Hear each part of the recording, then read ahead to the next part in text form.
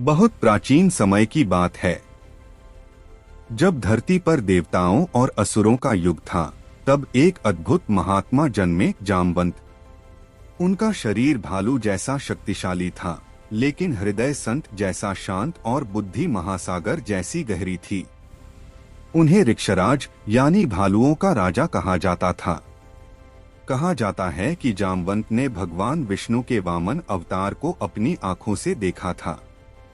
जब भगवान ने 3 कदमों में पूरे ब्रह्मांड को नाप लिया, तब जामवंत आनंद से उनके चारों ओर दौड़ते रहे और भगवान की महिमा गाते रहे। उनकी भक्ति से प्रसन्न होकर देवताओं ने उन्हें लंबी आयु और अद्भुत ज्ञान का वरदान दिया। युग बदलते गए, लेकिन जामवंत जीवित रहे, अनुभव और बुद्धि के प्रतीक बनकर। समय आया रामायण का। रावण माता सीता का हरण कर चुका था और भगवान श्री राम उन्हें खोज रहे थे। वानर सेना समुद्र के किनारे खड़ी थी। सामने विशाल समुद्र था और सबके मन में डर और निराशा भर गई थी। कोई भी लंका तक छलांग लगाने का साहस नहीं कर पा रहा था।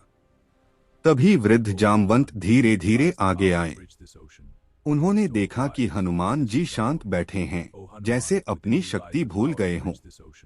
जामवंत मुस्कुराए और बोले, हे हनुमान, तुम साधारण नहीं हो। तुम्हारे अंदर अपार शक्ति छिपी है। उन्होंने हनुमान जी को उनके बचपन की शक्तियां याद दिलाईं। जैसे ही हनुमान को अपनी असली ताकत का स्मरण हुआ, उनका आत्मविश्वास जाग उठा। वे विशाल रूप धारण कर गर्जना करते हुए समुद्र पार लंका की ओर उड़ गए। उस क्षण सब समझ गए कि सही समय पर मिली प्रेरणा चमत्कार कर सकती है। द्वापर युग में एक और अद्भुत घटना हुई। स्यमंतक मणि के कारण जामवंत और भगवान श्री कृष्ण के बीच युद्ध हुआ। यह युद्ध कई दिनों तक चलता रहा। अंत में जामवंत ने पहचान लिया कि श्री कृष्ण वही परम भगवान विष्णु हैं, जिनकी वे युगों से सेवा करते आए हैं। वे तुरंत उनके चरणों में झुक गए और क्षमा मांगी। फिर अपनी पुत्री जाम्बवती का विवाह श्री कृष्ण से कर दिया। सच्चा गुरु वही है जो हमारी छिपी शक्ति पहचान दिलाए।